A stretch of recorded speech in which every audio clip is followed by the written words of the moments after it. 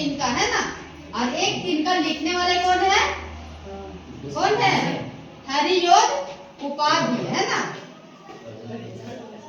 तो ये अपना ये दोहा में बहुत अच्छे बात लिखे हैं कि एक घमंड आदमी होता है, वो अपने घमंड से चूर रहता है, लेकिन वो घमंड को कौन शांत करता है? एक उसका आंख में तिनका चला जाता है, वही सारा उसका घमंड को चूर कर देता है। ठीक है बच्चों, हम शॉर्ट में बता दिए हैं, बाकी तो आप लोग को हम पहले क्लास में हम कविता में विस्तार पूर्वक हम बता ही दिए हैं। आज के क्लास में बच्चों हम लोग कविता पढ़ेंगे, ये क्वेश्चन आंसर पढ़ेंगे। ठीक है, और क्वेश्चन आंसर में क्या कहता है हम लोग देखते हैं कविता से, है ना। देखिए, नीचे दी गई कविता की पंक्तियों को सामान्य वाक्य में बदलिए, है ना। यहाँ पे वाक्य दिया हुआ है ना, तो देखिए यहाँ जैसे मैं पहले बताया है कैसे एक तिनका आंख में मेरी पड़ा है ना, तो इसको वाक्य को बदलना है। यहाँ में मेरी आंख में एक तिनका पड़ा, मतलब सेंटेंस को सही से लिखना है। मुठ देने लोग कपड़े की लगे, अब लोग कपड़े की मुठ देने लगे, है ना, तो सेंटेंस अच्छा लग रहा है। यहाँ पे बस पूरा जैसे तैसे है, वहाँ पे थोड़ा सा सेट करके लिखना है। अब देखिए क्वेश्चन बोल रहा है, एक दिन जब था मुंडेरे पर खड़ा, तो इसका आंसर क्या होगा? एक दिन जब मुंडेरे पर खड़ा था, है ना। अब उसको फिर देखिए दुखावल, आंख भी दुखने लगी, है ना। यहाँ बोल रहा है लाल होकर आंख भी दुखने लगी। अब इसको हमको सही करना है, आंख लाल होकर दुखने लगी, आंख लाल होकर दुखने लगी। और उसके बाद देखिए तीसरा है ग, ऐंठ बेचारी दबे पांव भागी, ऐंठ बेचारी दबे पांव भागी।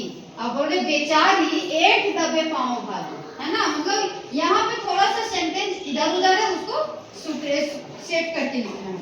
जब किसी ढब से निकल तिनका गया, जब किसी ढब से तिनका निकल गया, मतलब यानी कि आंख से किसी ने ढब से तिनका निकाला, मतलब किसी ने उसका आंख से तिनका निकाला।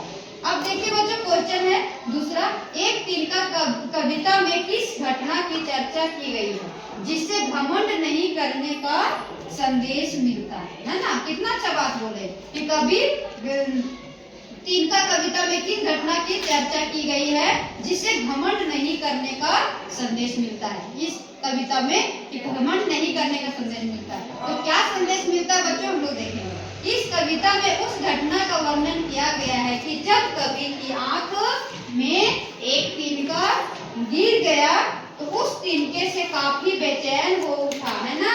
बोले कवि जो थे उसको आंख में तिनका घुस गया।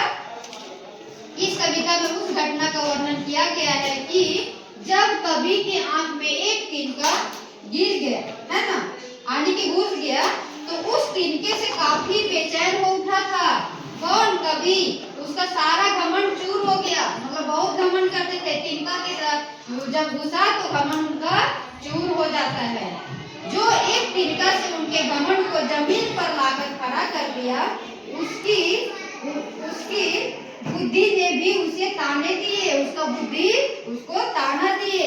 ऐसे घमंड करता था, है ना, उसी को बुद्धि ताना दिए खुद पर खुद कि वैसे घमंड करता था। तेरे घमंड को चूर करने के लिए तिनका ही बहुत है।